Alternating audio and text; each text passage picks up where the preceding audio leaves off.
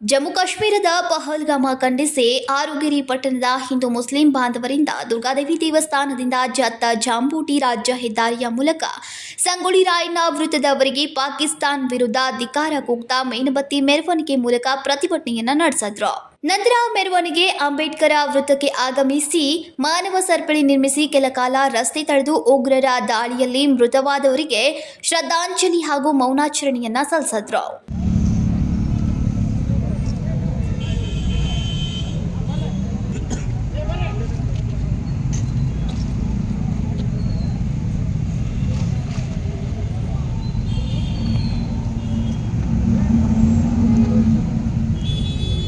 ಹಿಂದೂಗಳನ್ನೇ ಗುರಿಯಾಗಿಸಿಕೊಂಡು ಮಾಡಿರುವ ದಾಳಿಯು ಅಮಾನವೀಯವಾದದ್ದು. ಭಾರತ ದೇಶದಲ್ಲೇ ಹಿಂದೂ ಮುಸ್ಲಿಮರು ಭಾವೈಕ್ಯದಿಂದ ಇದ್ದೇವೆ.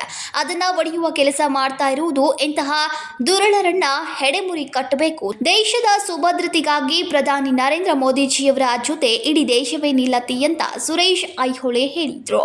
ಯಾವುದೇ ತಪ್ಪು ಮಾಡದ ಅಮಾಯಕರ ಮೇಲೆ ರಾಕ್ಷಸೀಯ ಪ್ರವೃತ್ತಿ ತೋರಿದ ಉಗ್ರರು ಏಕಾಏಕಿ ನಡೆಸಿದ ಗುಂಡಿನ ದಾಳಿಗೆ 26 ಜನರನ್ನ ಹತ್ಯೆಗೈದ ಉಗ್ರರನ್ನ ಭೇಟಿಯಾಡಿ ಅಗಲಿದ ಮನಸ್ಸುಗಳಿಗೆ ನೆಮ್ಮದಿ ನೀಡುವ ಕೆಲಸ ಮಾಡಬೇಕೆಂದು ಬುರಾನ್ ಸಾಬ್ ಶೇಖ್ ಖಾರವಾಗಿ ಹೇಳಿದ್ರು. ಭಾರತಾಂಬೆಯ ಮಡಿಲಿನಲ್ಲಿ ಜನಿಸಿದ ನಾವೆಲ್ಲರೂ ಒಂದೇ ಎಂಬ ಮನೋಭಾವ ನಮ್ಮೆಲ್ಲರದು ಇದೆ. ಆದರೆ ಕೆಲವು ಪೈಶಾಚಿಕ ವಿಕೃತಿ ಮನೋಭಾವಗಳ ಕೆಲವು ದುಷ್ಟಶಕ್ತಿಗಳು ಕೂಡಿಕೊಂಡು ನಮ್ಮೆಲ್ಲರ ಒಗ್ಗಟ್ಟನ್ನು ಒಡೆಯಲು ಪ್ರಯತ್ನಿಸುತ್ತಿವೆ. ಆದರೆ ಅದು ಸೂರ್ಯಚಂದ್ರ ಇರೋರಿಗೆ ಸಾಧ್ಯವಿಲ್ಲ. ಕಾಶ್ಮೀರದ ಪಹಲ್ಗಾಮ್ದಲ್ಲಿ ನಡೆದ 26 ಜನ ಭಾರತೀಯ ಸೋದರರ ಮೇಲೆ ಉಗ್ರಗಾಮಿಗಳು ಅಟ್ಟಹಾಸವನ್ನು ಮೆರೆದಿದ್ದನ್ನು ಕೇಳಿ ತುಂಬಾ ನೋವುಂಟಾಯಿತು. ಇದನ್ನು ನಾವು ಭಾರತೀಯರೆಲ್ಲರೂ ಖಂಡಿಸುತ್ತೇವೆ.